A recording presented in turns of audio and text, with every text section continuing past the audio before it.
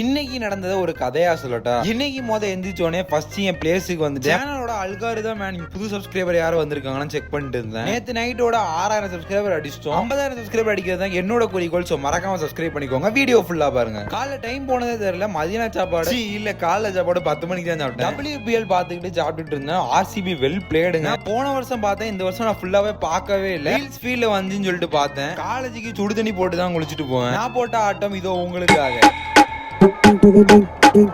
அப்பப்ப இப்படிதான் சும்மா ஆடிட்டு இருப்பேன். ஆட்டம் பிடிச்சிருந்தா சப்ஸ்கிரைப் பண்ணிக்கோங்க. இன்னைக்கு பூ போட்ட சோக்கா தொலை முழு பேண்ட் தான் போட்டிருந்தேன். சிறிது முடிகள் வளர்றதுக்காக ரோஸ்மேரி ஹேர் வாட்டர். இன்னைக்கு காலேஜுக்கு சீக்கிரமாவே கிளம்பி. இப்ப எனக்கு மஞ்சு ரொம்ப பிடிக்க ஆரம்பிச்சிச்சு. அக்கேட பார்த்தாலும் எனக்கு பொறுமை கிடையாது. ஒரு கையில வண்டி ஒரு கையில மஞ்சு நறுக்குன்னு ஓட்டும் வண்டி. வண்டியை பார்க் பண்ணிட்டு பஸ் ஏற போயாச்சு. இன்னைக்கு சூர்யா பிரதர் வரல, அதனால நான் மட்டும் தனியா டிராவல் பண்ணியிருந்தேன். கூஃபி அண்ணன் வழியில் சிறிது செஸ் பயிற்சி. வேற நாட்டுக்காரன் கூட போயிட்டு அவுட் ஆயிட்டு இருந்தேன். உண்மையை சொல்லிட்டா எனக்கு செஸ்ஸே விளையாட தெரியாது. இன்னைக்கு ஈவினிங் காலேஜ் முடிஞ்சோன்னா நாங்க சேரோட தான் முடிச்சோம். பஸ் கிடைக்கல. சாலமண்ண ஒரு ரேண்டமா ஒரு வீடியோ போட சொன்னாரு, அதனால இந்த வீடியோ. இன்னைக்கு நாங்க ராமேஸ்வரம் பஸ் தான் பிடிச்சோம். போனவனே அண்டா ஹெட்செட்டை போட்டுட்டு தூங்கி. இன்னைக்கு சரியான டயர்டு மக்களே. அப்படியே தூத்துக்குடி வந்து ரீச் ஆயிட்டேன். நாளைக்கு பார்ப்போம்.